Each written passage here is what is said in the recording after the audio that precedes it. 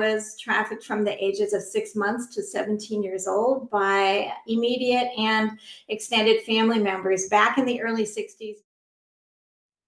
Hello, Courage, Confidence, and Connections podcast fans. I am your host, Janice Debo, and I have an awesome friend here for, 15 years now. We are both in Central Oregon, even though we're online, we're not that far apart. Andi Buerger, welcome to the stage. Well, thank you, Janice. Yes, it's been a great friendship, and I'm just so honored to be on your show today. So let's roll. Let's roll. Okay. Well, we've got kind of a tough subject, audience, so hang in there because trafficking is not an easy issue to discuss. But Andi's got a victorious story, and she's got an awesome nonprofit she's running. It's her second. But Andi, I'm not going to steal your thunder, so give us your pitch. All right, all right. Well, really grateful to your audience, and Janice is right. It's a tough subject, but today I get to help bring truth and hope to that topic. I am a survivor myself, and I was trafficked from the ages of 6 months to 17 years old by immediate and extended family members back in the early 60s, before people even knew there was a term or people even talked about child abuse. People swept it under the rug, or you just didn't go to crazy grandpa's house or whatever it was, and a lot of times kids were not believed. So, in my life at the age of 5, it was so bad. And imagine a 5-year-old trapped and nowhere to go, screaming and crying for God to let her die because it was so bad. So I went on the curb of my house and I thought, I'll just jump in front of a car and then I'll be dead and no one can touch me. No one can hurt me. But God met me there, Janice, and his voice was loud and clear in my heart, basically saying that this is not the plan I have for you, and suicide is not the answer. Now, remember, I'm only 5, so that word would not have even been in my, understanding or vocabulary. But at that moment, I trusted that voice. I had no other place to go. And I was, I think, surprised that somebody knew why I was on that curb of my house, right? And I basically just said, if you keep me alive, I'll do whatever you call me to do, not knowing how hard it would be. And there would still be a lot of torture and trauma. But at 17, that was the last time my birth mother tried to kill me. So that's the backstory. I can't even comprehend people like that. And on that note, I watched, we were talking before the show, but I tell our audience I watched The Sound of Freedom last night for the first time. I kind of summoned up my courage to watch it because I didn't know what I was going to see.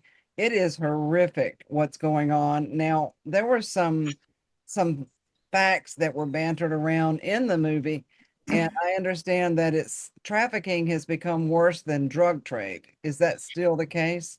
At this point, I would believe so. I don't have personal knowledge, but the exponential increase over the last few years, whether you agree with the border or not, the point is we had exponential increase in trafficking and sale of human beings.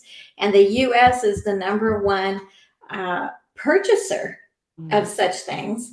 So in our country, we have a real dilemma. We have the people that are buying it and the people that want to stop it. And of course, that's a major battle right there. But I will say, in the last 9 to 10 months, it has definitely been curbed a little bit on the U.S. side.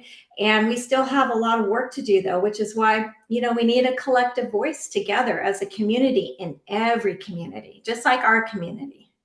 Absolutely. And I understand that our Highway 97 is a major thoroughfare for that particular problem. And I would think, even though that it may have surpassed the drug trade, but the drug trade has got to be involved because you can't, I don't know, I can't even comprehend what a kid must deal with, but I'm sure there's a lot of drug trade going on within that issue itself. I would Well, imagine. sure. They're not going to give up a revenue stream. They're going to still, sell drugs. But here's the thing: think about what a drug dealer has to handle. First of all, you have to get the ingredients. Right. Then you have to have somebody make it and hope they don't blow up a house or something, in the process. Yeah.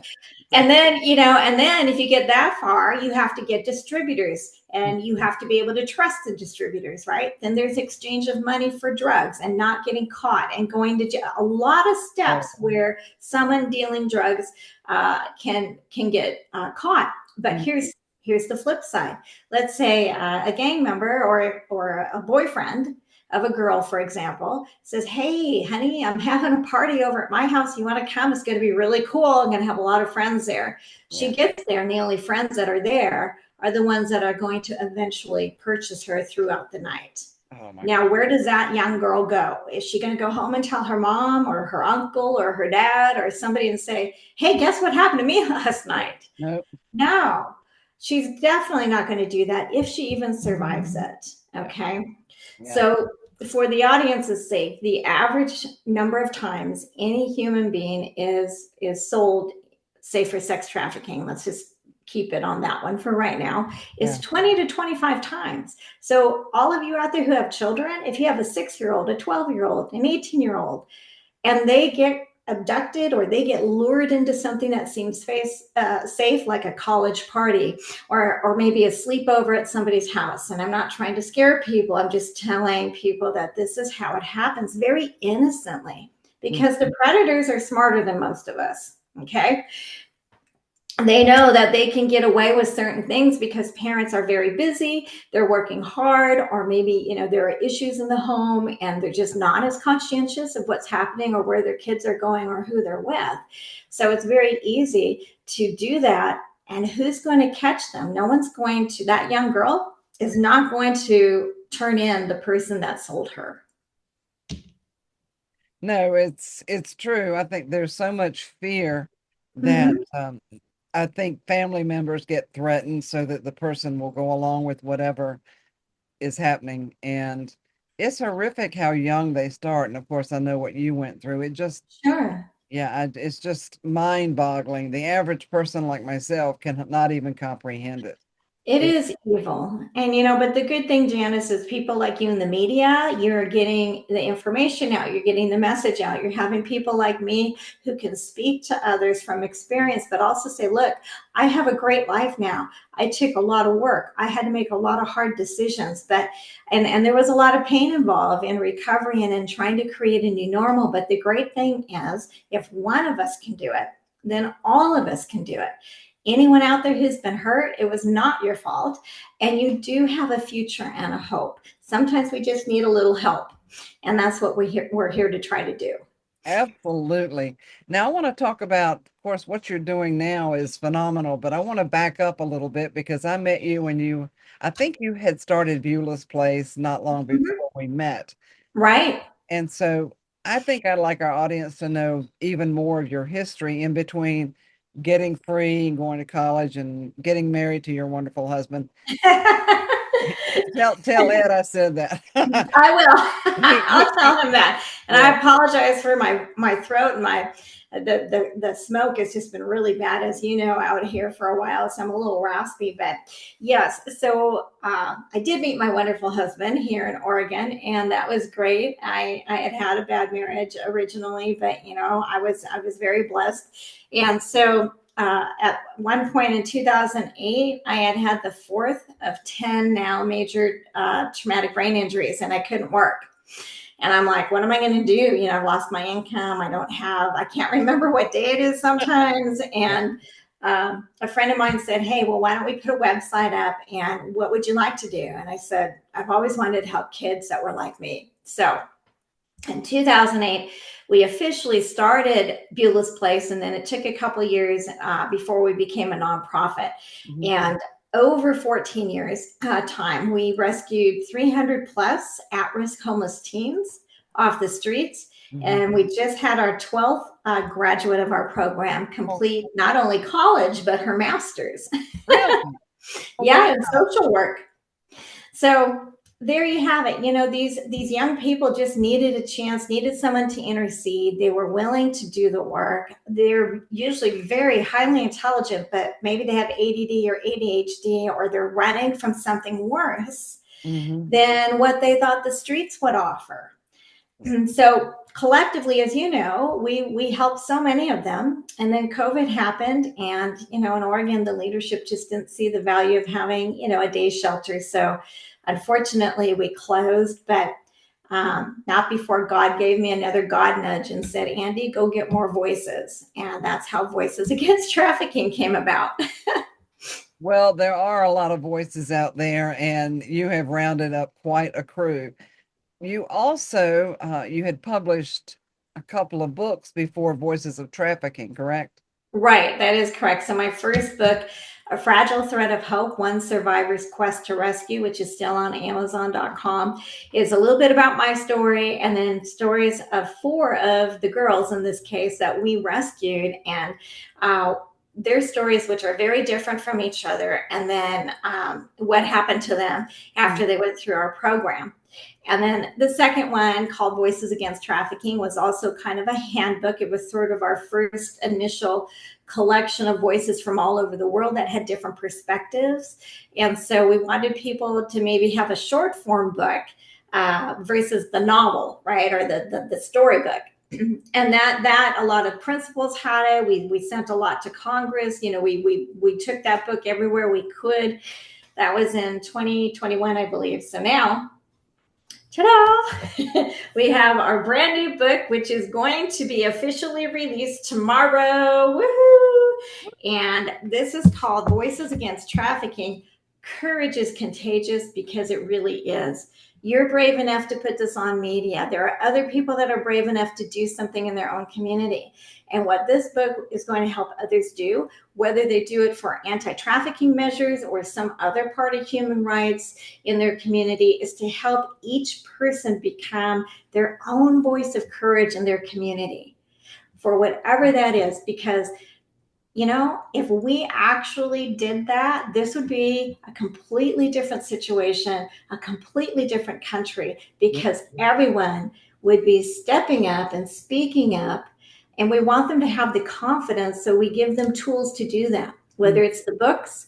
We have a Voices of Courage magazine out, which was accepted by the U.S. Library of Congress. Wow. Yeah. And for kicks and giggles, I guess, just kidding, we did a music album. You did what? A music album, and it's called Broken Treasures, the Inspiration Album. And Janice, every human being's a treasure in God's eyes. But most of us have had some kind of brokenness. It could be divorce or death or domestic abuse or anything, just all kinds of stuff, just really bad luck, or losing jobs, whatever it is. So, but the inspiration comes from the 15 artists who gave original songs that they wrote out of their own experiences. And there's probably 8 genres on there, including a movie theme, which we won't mention, but it's on there as well. And so they contributed. Most of them are still touring and doing professional music. And so we were really excited that they agreed to help us with that as one of our fundraisers for this year. Oh, and I guess we'll have all of the links for everything at the end of the broadcast. It's fascinating. Okay, so now I've got to go order that book. Order the book. We want to be a bestseller. We want to know that people out there really are interested in the truth without scaring them to death, but also to give them the tools to say, hey, you know what I learned? Or, hey, this chapter made me realize the next time I fly in a plane, and there is a chapter about this, I might see something, and now I know how to say something. Okay. Yeah. Or, somebody that really wants the brass tacks, the statistics and the backstories and the governmental part of it. And so it's got the ebbs and flows. And there's also a few articles in there, PTSD. I wrote that myself because I'm in my 60s, and I finally started acknowledging that I do suffer from that. And so it's important that we educate people on the whole process. When even one sexual violation can ruin a person's life, it can haunt them for the rest of their life. Yes. And we want everyone in our communities to be whole. We really do. Absolutely. And I was going to bring up the PTSD portion of it, because I have dealt with that and still do at times because of things I've been through.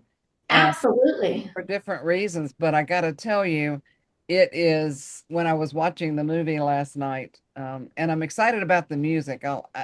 I guess you can send me that link too. Yep, I will. It's all in one place. You're going to love Yeah, it. sounds great.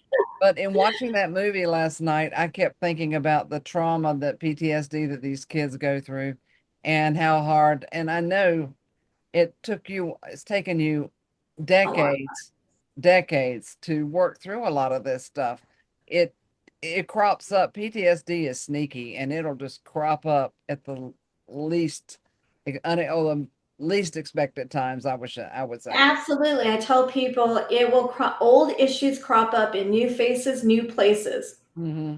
And you don't recognize it all the time, but you might have that, wow, I don't know what set me off, or I'm feeling uncomfortable, or I knew there was, after we closed Beulah's place, which was hugely emotional for me, hugely impacting, all those stories plus my story. There were a few weeks, and I was just asking God, if I don't know where I am, I miss me. And, that's when I realized I have to start talking about it. And I have to be able to tell Ed, hey, you know what? I'm a little off today. And he's so good. He's like, it's okay.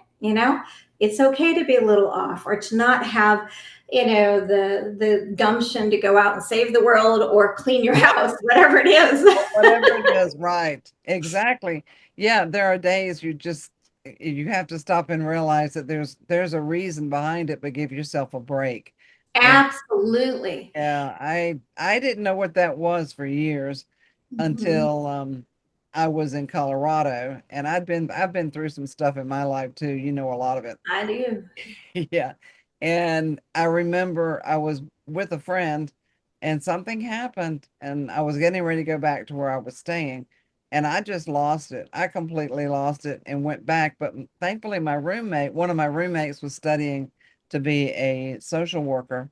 She Hmm. said, have you ever heard of PTSD? And that's the first I'd ever heard of it. And yeah, that was 2009 or 10. Good I, for that coworker, because Mhm. if we don't identify the elephant in the room, how can we eat it, right? One piece Right. is at a time.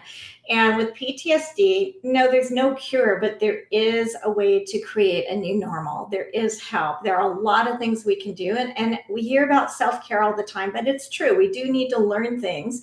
Mhm. Even I've had some men that are struggling, and self-care isn't really something a lot of men want to talk about, but Right. self-care could be just go look out a window, look at a favorite photo. I mean, just take 2 minutes to have that coffee slower than you usually do, whatever it is. A song, music helps me tremendously. I Yeah. love music. And I can pick a song that will kind of help me. Okay. And of course, prayer, meditation. I wish I could say I'm in the gym every day exercising, but I Yeah. have more metal in my body now than I've had ever. Setting off So those metal detectors, are you? yeah, I probably will in September, but even, and then you have compounded PTSD. Like, say somebody loses several members in their family to death, or to suicide, or to anything. Yeah. Um, I don't know if I had told you, but it'll be 3 years, the end of this month, that I had an accident. We call it the puppy gate Yeah. incident, because that's Yeah. how it happened. And I shattered not just shattered, crushed the ankle. The foot was in the wrong direction when they found me. And so I have a huge plate, I have 10 screws, and I didn't really deal with the shock or the trauma of that Hmm. until 6 or 7 months later, when I almost rolled that ankle. And the doctor said, Andi, did anyone talk to you about amputation? And I'm like, no. He said, if Sure. they hadn't done what they did, they would have had to take your foot. And suddenly the nightmares I was having made sense. And I did some emotional release technique with a friend. I called her right away. I said, oh my gosh, I just had this nightmare, and I need help right now. And so she helped me realize that, because I couldn't deal with it myself, the visual in the nightmare was a way to start talking about Hmm. what I felt about it, possible amputation. Even though it didn't happen, it was still, I didn't even know that was an option, right? Yeah, So a new trauma, but I knew how to get some help to deal with it sooner than later, is what I'm trying to say. well, exactly. I've had a lot of work done too, and I've had several falls, and Yeah. I hadn't really put that together, but I know that if I sit down and give myself the option to think about it, I'll realize some of my responses are due to some of the stuff I've been through. Absolutely. Yeah. And there's no shame in that. I want your audience to know there is no shame in saying you're having a little bit of trouble dealing with something, or maybe some memories you can't quite put a finger on, or maybe why somebody makes you feel uncomfortable, or why you react a certain way when you hear certain words even. We're not talking just road rage, although maybe that's part of it, but it sounds like get really angry because somebody says a word that has hurt you so much. Oh, Okay. yeah. Absolutely. And triggers, the more aware we are when they hit, the easier they are to deal with and the less frequent they will come. But Absolutely. yeah, Absolutely. And you learn to find your escape modes. Chai tea is one of my escape modes. It's like, you know what? I'm going to get on the road. I have to go here.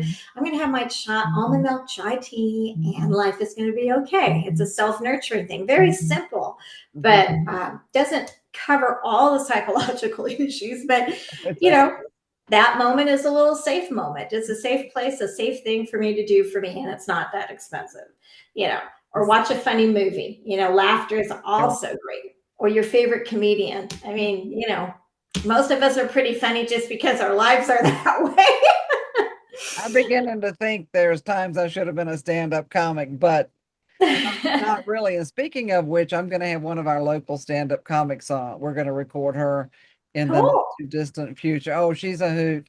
But yeah, yeah, this is fascinating, and our audience just needs to know that there's help out there regardless of what you've been through. Yes. I will share a story that I've shared on a I think I shared it on podcast before, but my friend in Vegas who was a detective and dealing with trafficking and domestic violence for a long career after she got out of the army. She's tough. You don't want to mess with her. And Good. any woman who went through the army and a detective dealing with that stuff.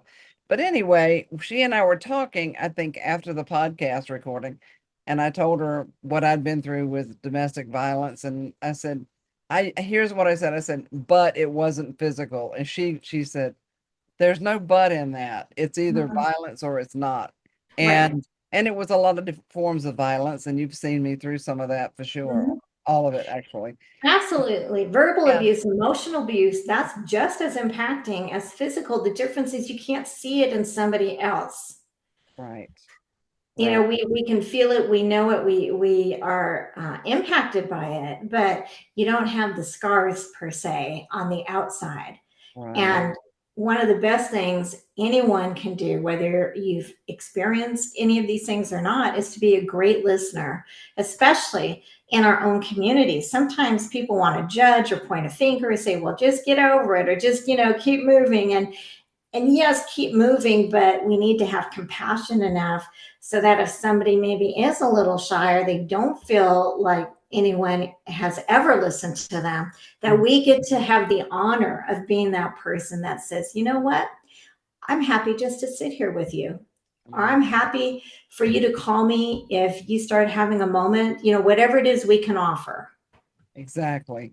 And that's so true. Just being there, being a good ear for someone. Mhm. I know that something I was going through in North Carolina, before that, well, a friend of mine helped me get into that was another situation, another story. However, she had two little boys and she was it was a physical abuse relationship, and I helped her. We wound up helping each other get out of those situations. We were there for each other. And you don't have to have experienced to have to have experienced it to be there. Right. You don't. Absolutely. Yeah, just listen, and if all you can say is I understand even though I don't. And sometimes we Right. can't, yeah, sometimes we can't relate, but other times we can. Being a voice and being an ear. are both important. Absolutely. And they go hand in hand literally because without one, the other doesn't do as well. So, it's why we have two ears and one mouth, as the saying goes. I know, really, we do need to listen a lot more. Well, this Mhm. is this is really, really wonderful. I'm just so proud of your victories and all of your accomplishments. Well, And thank you. I appreciate that. oh, One thing for your audience, though, helplines and hotlines are oh, available on our website, voicesagainsttrafficking.com. And for suicide, for child abuse, for suspected trafficking. So please go to the website and put them in your phone. And this way you'll have more confidence. If you see something and you're not sure what to say, you can call one of those helplines or hotlines, and there will be professionals there that will help you anywhere in the country. oh, that is really, really good news because you feel helpless if you see something and you may not understand what's going on. You don't want to get involved. You don't. You really don't. Um, Right, Not in right. the sense of trying to intervene, I guess. I can see making a phone call so professionals can help you know what to do. Right. In your area and say, hey, this is the place to go. This is the place to call. And if you don't get answers there, a next step would be such and such. Maybe it's crisis intervention. Maybe it's law enforcement. Maybe it's the FBI or the hotline to the, human trafficking hotlines. So we want people to feel confident that those are secure, and you're not ratting anybody out. You may be saving someone's life. I mean, what if somebody had interceded in your troubles or my troubles? Could have Mhm. been a whole different life. But here we are doing what we're supposed to be doing, Right. and hopefully helping our community learn to be a more courageous community. Exactly, exactly. We all have courage within us. And I notice when I look back, I've had people say, well, they'll ask me about the title of the podcast and ask me about being courageous. Mm-hmm. Honestly, when I was in many of those situations, I didn't know I was courageous. I really didn't. And I sometimes understand. yeah, sometimes it takes more courage to speak up after the fact. And don't be embarrassed, don't be ashamed, because I've walked that road too. I'm sure you've dealt with that too. Absolutely, I have. Yeah, you just like, okay, well, it's back there, so forget it. But you can't. Your body does not forget it. 30 trillion cells remember everything from conception forward. Yeah. So, yeah, we have to release that from our body and from ourselves, and we can't always do it alone. I highly recommend qualified counseling or meditation help or whatever it is that you prefer, but make sure that person is vetted. Okay, not everyone can address sexual trauma or abuse, things like that. So, be wise. Have a counsel of your own choosing, whether it's a best friend or maybe a family member that's trustworthy, or maybe it's somebody you work with that you feel safe with. Mhm. Make sure you have people in your life that support your emotional and mental well-being as well as the physical. Absolutely. And that's the part of the connections that I'll refer to now because Yep. referrals are your best source. Don't put it on social media if you're going through something. And that is a dangerous, dangerous place to. Very dangerous. Yeah, don't. I get astounded, Andy, at how many people vent and say stuff on social media, and I just, oh my goodness, most people don't have a clue what I went through. You're a close friend, so you knew, and Right. you were there to hold my hand and talk me through and give me some support at one of the toughest times. And Mhm. we need to be there for people, but don't. Everybody's not trustworthy, and everybody's not safe. Be That's right. Yeah, just And they'll use it against you if they are, a shyster, or somebody that's not does not have integrity.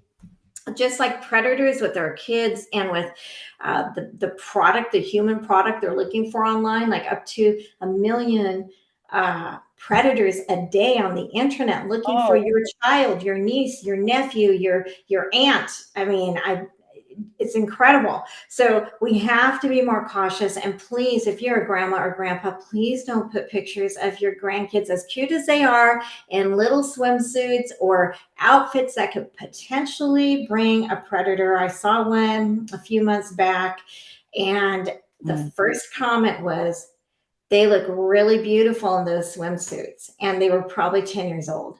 And so I made a comment saying, hey, just a reminder, that there are predators online. I didn't call out the grandma, but please don't do that, because you're just offering up a temptation to someone who's either on the line of being a predator or who already is, and they're going to come after that child or those children. Well, we know how many scammers and shammers are out there. Now, what kind of practical tips can you give our audience that might help them today? When, Sure. yeah, so they can just have some. I know there are some signals for domestic violence. I think the hand signal or whatever.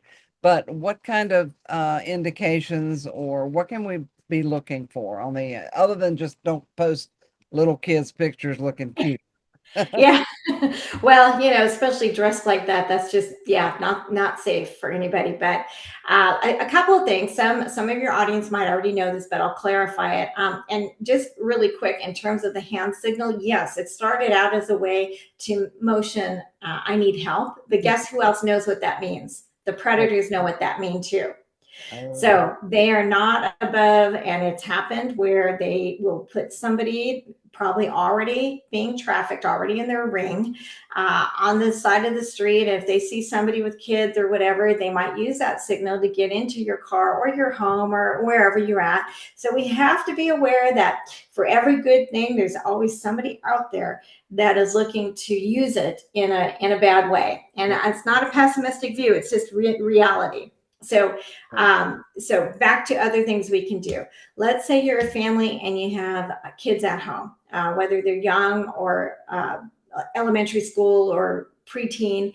Have a code that's just your family's code, and it has to be something generic. Because what if, heaven forbid, that your child did get snatched or lured into something? If you put a very specific, unique code in, the predator who grabs that phone will know that the child has alerted someone. But if you find a common word that your family needs, maybe your family loves, Uno, the game, okay, or maybe you like cheeseburgers or something, whatever all your kids can understand. When you see that word pop up on your text from your child, or they call in and they use that word, they're in trouble, or there's something going on that you need to stop and go get them or help them. For the older teens and the college age, also have one with your besties. Okay. Maybe you hang out with 2 or 3 people regularly or study with them, or maybe you're going to parties or frat parties or sorority parties together.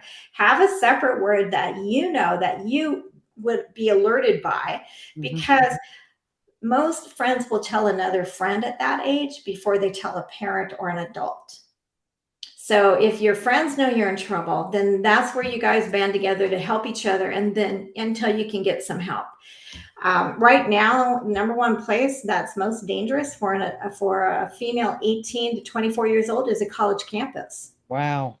I mean, somebody once said, well, it used to be just rape. And it's like, wait, rape is bad. I'm sorry. But, now it's advanced. It's even worse because of the trafficking, and especially where there's alcohol involved. Yeah.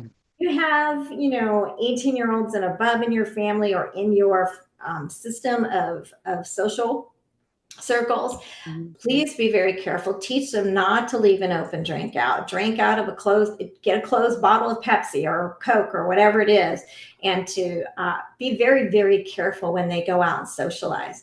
Even a friend of mine who was 40 got drugged at a restaurant she had gone to here in Central Oregon, Oh, and new bartender that night, never been there before.